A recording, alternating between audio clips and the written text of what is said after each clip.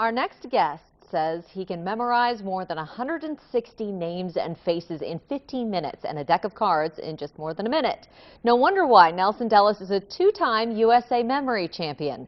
Nelson is in town for the AARP Life event at 50 Plus Conference to talk to people about how to keep their memory sharp, and he has some tips for us. Good morning. How you doing? Good.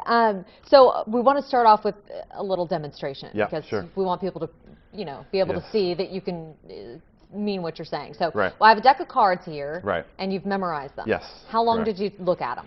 About a minute. About a minute. Yeah. Okay, so let's start from the beginning. What's the first card? All right, so 8 of clubs. 8 of clubs, got it. 10 of clubs. 10 of clubs. Ace of hearts. Ace of hearts. 5 of hearts. 7 of clubs. 6 of hearts. Ace of clubs. 7 of diamonds. 4 of diamonds. King of hearts. 9 of hearts. 4 of spades.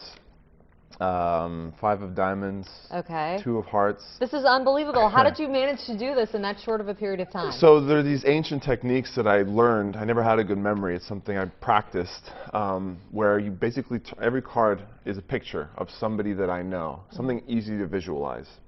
And that's the main technique, is to take whatever you memorize and turn it into something you can visualize. Okay. Because a lot of the stuff we deal with on a day-to-day basis is abstract.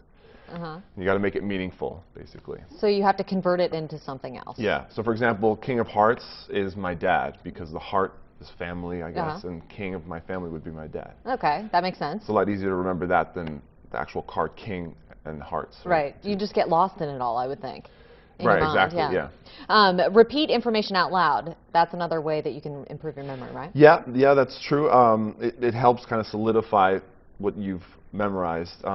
But really the key thing is to turn it into pictures and to make it as wild and bizarre as possible. The more outlandish, the more you memorize it. You say create a memory place. What do you mean by that? Right. So once you have a picture for it, you need a place to store it. And the best way to do that is to create your memory palace.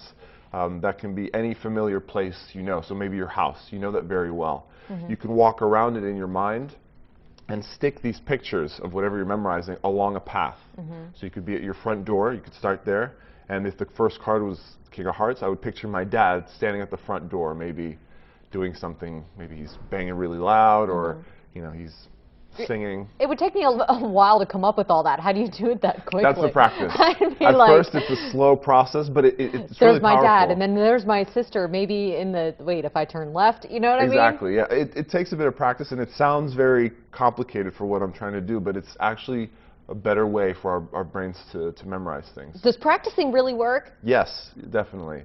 When I started, I could barely do a deck of cards. It took me 20 minutes to do the first time through, and now I can do it in perfect silence in about 30 seconds. So I am always improving with practice. There are some things you can do in your diet that you say in order to improve your memory, in order to make it stronger. What should you do? Yeah, so one thing is I practice my memory tips every day, and the other thing is my diet is very important. So there's a couple things that you can do, like eating a lot of antioxidants, blueberries, spinach, broccoli, but I also take DHA omega-3 supplements, and I specifically take an algae form. Most people take it in fish oil, but if you're vegetarian or you don't like to eat a lot of fish, Life's DHA, which there are a couple samples right in front of me, are a perfect alternative. Okay, and you want to exercise, you want to get plenty of sleep? Exactly. Exercise is great for keeping circulation at its best, and you need blood in your brain to be sharp. And sleep, definitely. Yeah. No stress. try to get a lot of rest. Well, Nelson Dellis, thank you so much for being with us.